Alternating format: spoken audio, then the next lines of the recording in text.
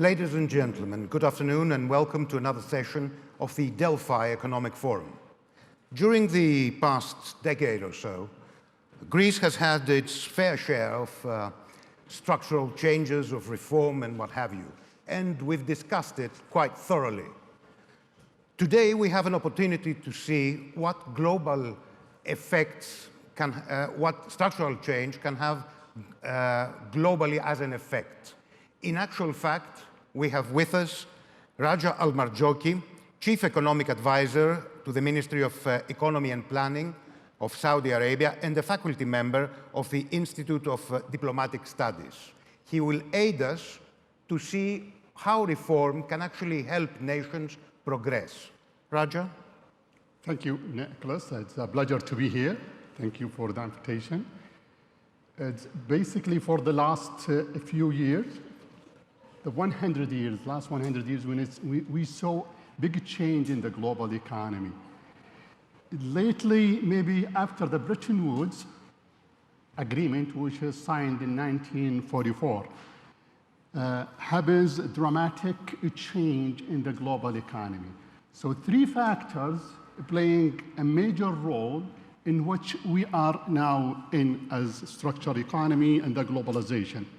The first one, the advancement in technology, specifically in communication, where there is many ways to communicate among us globally and across borders, make it easier for businesses and for humans to communicate and exchange either cultures or trade or investment.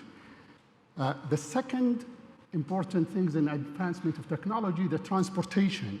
Transportation become cheaper and faster and have several ways to transport products.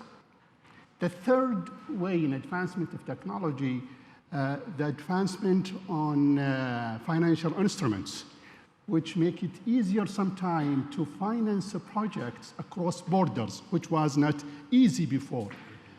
The second factor that playing important role in making this advancement of technology more beneficial and make its effect higher, the international economics organizations. As I said in the beginning, when the assignment of Bretton Woods Agreement in 1944 to establish three international economics organizations, the IMF, the World Bank, and the WTO.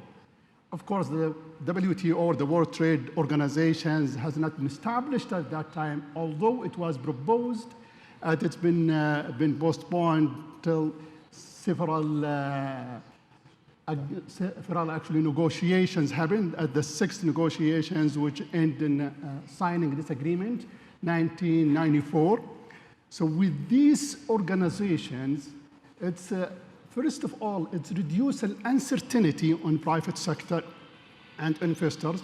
Second, it's create a standard, either through some of the data requirement and how to set the data so it's become easier for people to read data and find it. Also, it has an important way of cooperate and try to spill over the good practice among countries. Give you one example.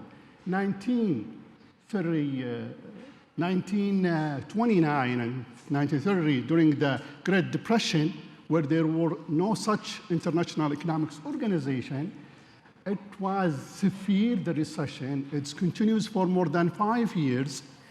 2008, which almost similar recession. We thought it might be even worse than 1929. With the cooperation, with the G20, with different international organization cooperation, it happens that we've been able to pass it very quick and less severe on our economy. The third factor, governments enhance competitiveness. They noticed, most of governments in our globe, to improve the economics growth, to encourage investment, attract investments inside, either local or international, and also to promote export, they need to improve their competitiveness. and the competitiveness to improve it, not through protectionism, but through what we call it export-oriented development, where they try to put in place the right policies that will help to promote the economy. So with these three major effects, which led to, first of all, as we saw in the graph, a huge increase in the world trade from 1950 to 2020. Also, FDI, the foreign direct investment, it's also increased dramatically, as we noticed in the last 40 or 35 years. And as we noticed, FDI inflow by major global regions, it happens going to countries and regions that are more open and more export-oriented, with a better regulation for competitiveness, which attract more investment. As you noticed, during that time, Latin American, they were imposed or adopted import substitution.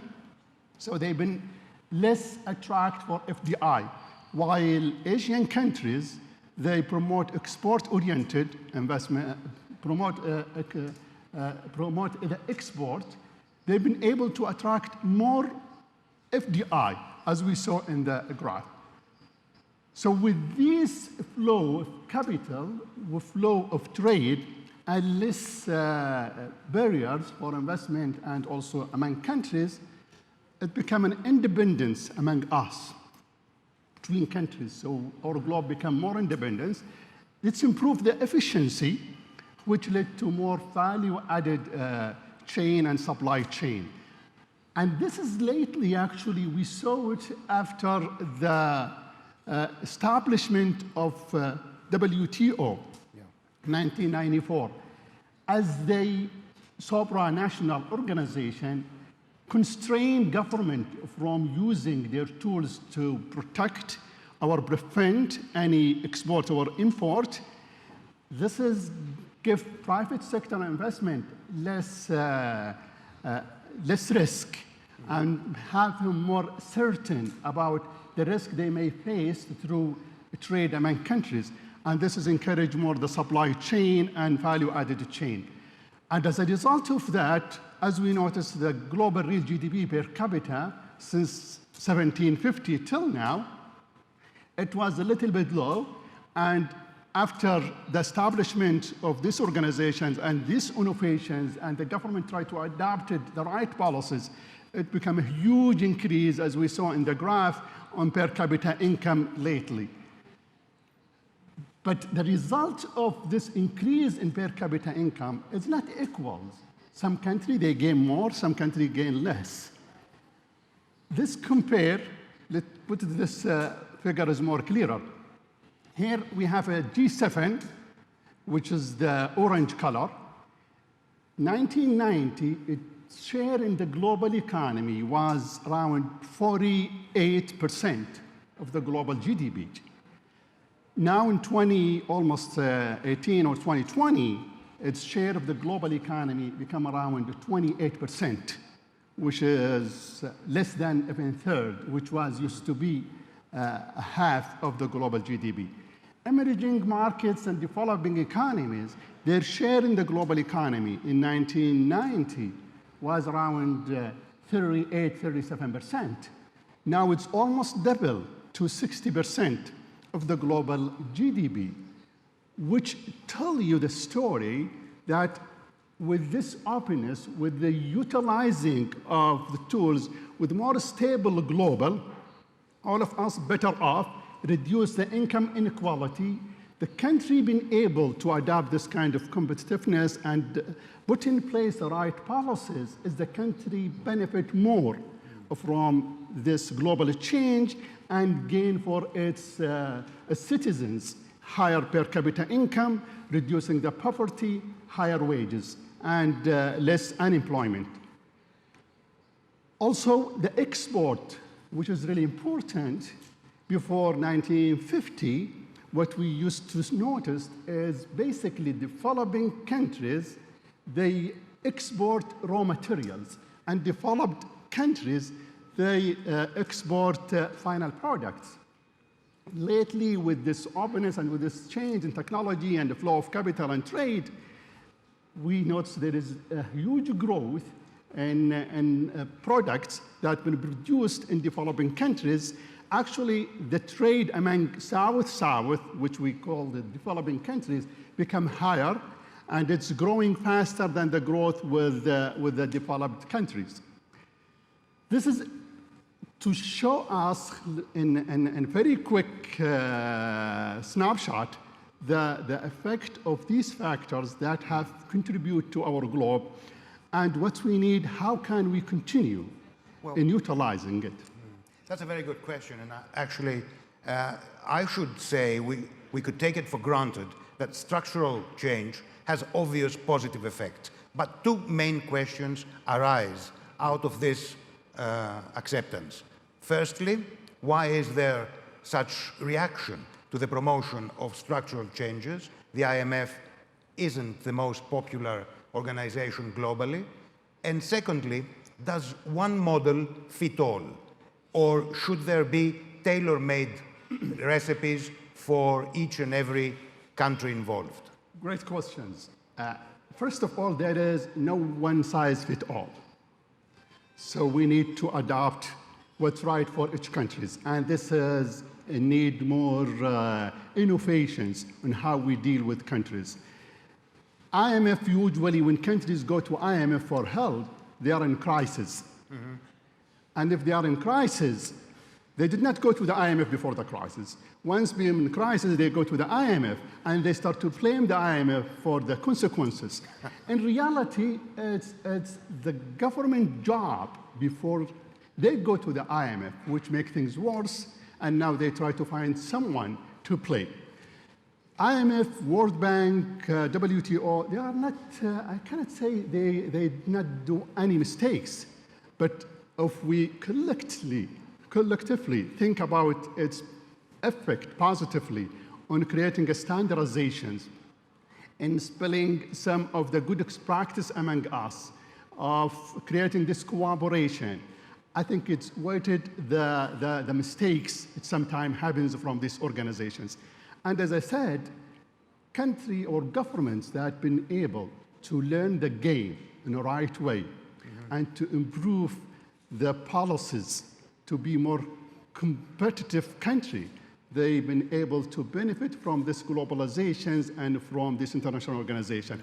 Country, they become a little bit, let me say, maximizing the welfare or the wealth of the elite people who led the country. They are in less actually development, and they are continuing on really bad shapes. Right. Now, Raja, I know that you're not very familiar with the Greek case, but I can't resist asking you.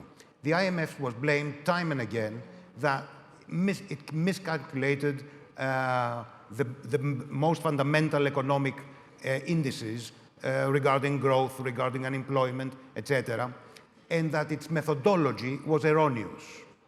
What do you think went wrong?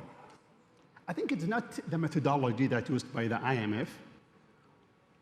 It's work in some country, and we saw its impact, for example, in Turkey, while was at that time there is no country get loans from the IMF except Turkey, and they've been able to structure Turkish economy and has its positive impact. And also we saw it during the 1997 in Asian countries. So it's basically the way the government react and the IMF react with it, and how the market will believe. So it's a three combination: IMF tools or methodology, the government of a country, how they will deal and how they will adapt to these policies, and how the market or private sectors and capital market believe on this reform and can able to inject more money or try to avoid it, and so there is an uncertainty to avoid this market. Is it a communication thing? Should education play a greater role in economic literacy, for instance? For sure, communication is really important for private sector. But private sector, they did not only trust what you said, they also look at your track record as a government or as an international organization. So if they look at the international, your track record, and see your words without changing your institutions, but saying a nice word, they will not react positively as you expected. But if you have the right communication and right methodology and have the right institutions in place and your track record helping you to be believed, then the market will react very quick. Otherwise, the market will a little bit lag between what you communicate and the market. If ceteris paribus, all else remains the same, and then you have an extreme crisis, like the present one in the Ukraine, with energy prices shooting up, what can systemic organizations, such as the three which you described, do for the alleviation of the troubled people of the Ukraine? See, the benefit the alleviation of the problems. Yes, so the benefit of sometimes with these international organizations, it's try to forecast and help countries for the upcoming crisis that might take place. They usually, a forecast will not come 100% right, but the trend and the direction of the forecast will help countries and help investors to take decisions. Usually investors, when they try to invest on sectors or on any field, they will look at what the government policies and what the international organization said and the forecast to reduce the uncertainty and improve the probability of the right investment and have the outcome. So with such situations up front, you might be able to change it. Secondly, the innovation. With this openness in our globe, innovation becomes more valuable. Right. And it's encouraged. And with the right information spillover from these organizations and from governments and available of the data and right policies, this will enhance the innovation that will help us to tackle these problems like what you just mentioned, the energy prices. Yes, nonetheless, globalization, though, can affect the process of structural change, structural reform, in many ways which are not always to a positive end. Would you agree with that or not? See, the globalization is part of the story. But the other part of the story, how the government and how country will react. So the reaction is the most important part. If we combine that reaction, the globalization, with an inherent reaction towards structural change, the result can't be very good. Or am I mistaken? No, if we combine them, the right globalizations and the right policy reaction to it, then each country will try to compete with each others. So they will be more specialized, will be more focusing in what they do maybe better than others. And the interdependence among our globe will be higher and higher. Every one of us will benefit. The whole GDP of the globe will be increased. And the share, of course, will be different according to the competitiveness. Yes, but I suspect that this can be made evident only in retrospect, only in a macro view. If you, at that particular moment when the heat is on, when the crisis is on, organizations such as the IMF, the World Bank, and etc., the World Trade Organization, can do dear little to alleviate the sin, or is that not the case? Actually, there is some studies, they found out, international organizations, they do better through crisis. Do they? During crisis. And let me give you an example, not the IMF, the G20. The G20, they've done a good job, and they've been able to cooperate and get together during the crisis. When the crisis become behind them, it's become a discussion without any much benefit to us. But during the crisis, they've been able to cooperate and reduce the negative effect, spillover coming from the crisis for the rest of us. Well, thank you very much, Raja, for this comment. And thank you, ladies and gentlemen, for being with us for the past 20 minutes. Take care. Thank you, Nikos.